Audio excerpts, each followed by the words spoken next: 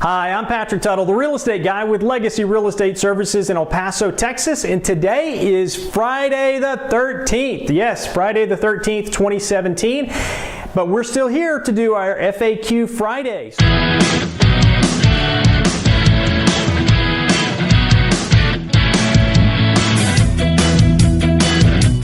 Some questions from some viewers out there in the interweb world, wherever you are. Thanks for your questions today. First one comes in from Sandy, and Sandy asks, why do I have to obtain another pre-approval letter from a different lender when I make an offer on a home? So here's what's happened, Sandy.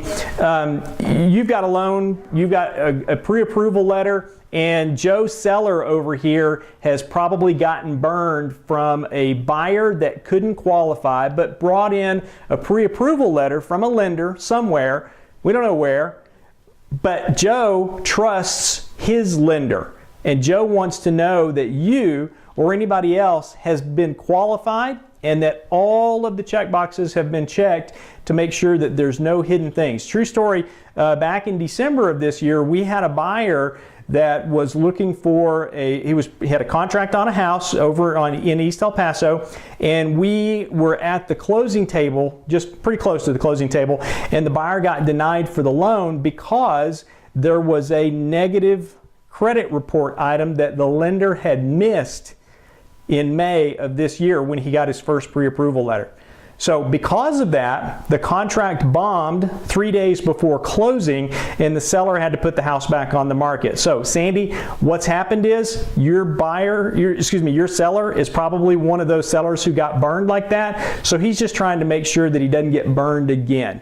Usually it's not going to hurt your credit score. They just want to make sure that we've had two sets of eyes on your credit and your job situation. Don't be offended by it. It's just protecting you to make sure you can buy, protecting the seller to make sure that he can sell to you as well.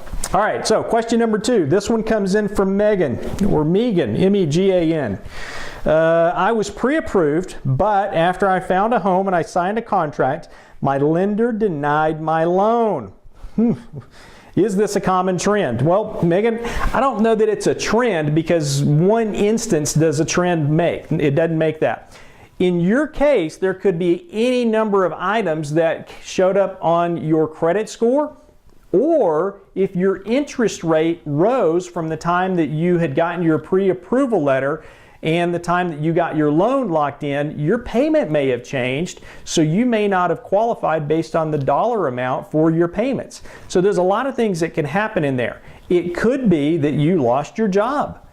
There are a lot of things. In fact, we've got a video series that we send out called the 10 Commandments of Buying a Home, to where we tell our buyers, don't do any of these things because they can all affect your credit negatively and disqualify you for purchasing a home. So please, if you want to see that, in fact, just go to YouTube. We'll link to it here in the comments below, and you can watch the video series, the 10 Commandments of Buying a Home.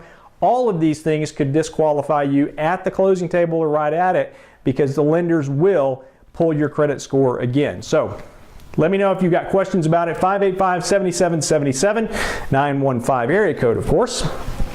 And then, third question for today, this will be the last one.